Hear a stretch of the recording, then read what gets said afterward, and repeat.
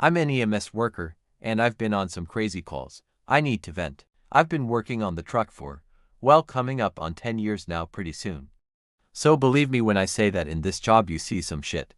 Some seriously weird, seriously fucked up shit and, like the title says, a man's got to vent. I heard you guys like reading people's stories, so here I am.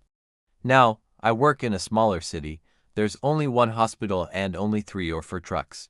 It's due to that fact that in this story I was at the end of a 24-hour shift of non-stop calls. Turns out both God and Mother Nature had decided that I was doomed to have a bad fucking day because it was hot as hell, too. We were sitting in the truck, just trying to relax for a few minutes, when we got another call. We got a grandma that isn't feeling well, the operator informed us. Me and Red, my coworker on the truck, looked at each other with mutual you hearing this shit faces. Hey, come on, you're not even trying at this po-and-t, that's the 3rd sick grandma we've done today. His voice was filled with surprisingly light sarcasm. Red has always been better at keeping his cool than I am. The worse things get, the more calm and cheerful he becomes. It's definitely more comforting than my more serious and tense demeanor. Me and the 911 operator half-heartedly laughed at Red's joke before getting the address and speeding off to the house. As I raced the truck through traffic, I was unknowingly driving straight towards the most tense moment of my life. Maybe not the scariest, but that's a story for another day. When we pulled up to the house, it was a basic-looking middle-class place. We were let in by a 20-something young man with black hair and a metal band hoodie. As we walked in, there were a few faces around the living room, all looking worried. There was the boy who let us in to our left. On the couch sat a middle-aged woman who was nervously knitting. Across from her by the door to the kitchen was an older man who leaned to one side, and as we entered, a small girl ran down the hall to a different part of the house.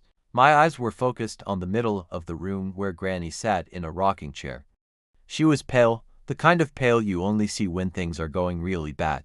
"Hello, everyone," Red greeted the room with a smile that was not returned. He turned to me instead. "Tough crowd, huh? Let's get started."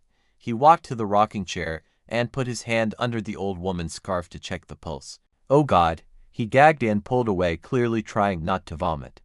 I moved in quickly and removed the scarf. Turns out that Grandma's not feeling well. Translates to having her throat cut wide the fuck open. The whole room was stunned. The older man something along the lines of, "What the fuck? Did someone cut her neck?" Let me tell you, it took every ounce of willpower I had not to yell, "No shit, Sherlock." But I didn't. I knew I needed to regain control of the situation and looked at Red. "Hey, you okay?" I didn't give him time to answer. "Get to the truck. Get us a cop and a coroner." He had to get to the truck because for some reason our cheap-ass hospital didn't think personal radios were necessary for us to get the job done. Even though I could list infinite situations where they would be way better, but hey, they were able to save like $50, so worth it. He ran out of the room and I was left alone with the family. It was deathly quiet. I draped the scarf over the dead woman's face and turned to that family. I opened my mouth to speak, but the words escaped me when the dad spoke. "What? How did this happen?" The dad's eyes locked with my own. I had to answer, but I didn't really have an answer to give, so I deflected. "The cops are on their way, so we'll just sit tight for now," I announced to the room. It was then that I heard the worst thing someone on edge could hear. Fast footsteps rushing down the hall to my right, but as I turned my head I only found a 10 to 12-year-old girl. I took a deep sigh to try and unstick my heart from my throat. Then the child spoke. "Daddy's box is open." My eye darted to the older man in the room. I had assumed he was Daddy, which was confirmed when he said, "Was the gun still in there?" We're in the Southwest, so the box being a gun safe wasn't the worrying part. It was when she shook her answering no. The room burst into a cacophony of people shouting at each other. I almost joined them. Instead, I was drowned out by a young man in a dumb band shirt yelling, "Everyone shut the hell up."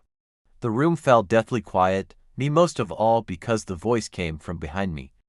I slowly turned on my heels to face him. He had the gun, and it was pointed right in my face. Have you ever looked down the barrel of a gun? Not metaphorically, but actually looked into the dark tube to see the bullet in the chamber. It's scary to look at and know that in any moment, with any movement, your life could be over. Not to mention that it's even scarier when you know that the person holding the gun is a dumb teen with a stupid-ass band shirt. So I held my hands in the air, and I spoke. "Hey, let's calm down." he didn't let me continue. You said the cops are coming. I guess he was still a few steps behind. There was a pause as I contemplated what to say. I was frozen in fear. I just wanted to escape, just a way out. It was like if I didn't say anything nothing could happen, but of course that's not the way it works. Hey, the boy's yell brought me out of my own head. Yes, but let's think, okay, if the cops come bursting in here and see you holding me at gunpoint, what are they going to think? I tried to appeal to the logical side of the kid, but I didn't have the chance to see if I had convinced him. The next few seconds were a bit of a blur, so I'll give it from my POV then what really happened. I had my hands held at my level with my head, the door burst open, I squeezed my eyes shut, there was a bang, yelling, a body hitting the floor, and grunts of pain. But there was no pain. I'd had heard from patients how you don't feel gun wounds at first, only the pain never followed. I was surprised to find myself still standing when the chaos had subsided. It was only then that I opened my eyes. I was told by Red later that the cop had grabbed the kid scaring him and making his shot only graze me. The teen was put in handcuffs and arrested. I was lucky being left with just a burn on my cheek. My break is almost over, so I have to wrap this up. Both me and Red were called to testify at the court case. The kid was guilty. Not much came from it other than us both getting a day off. There's not really a moral to this story. If I had to say, I guess it's that I'm lucky enough to dodge a bullet, but not lucky enough to not get shot at in the first place. If y'all like this, maybe I'll post again. I got plenty more to rant about.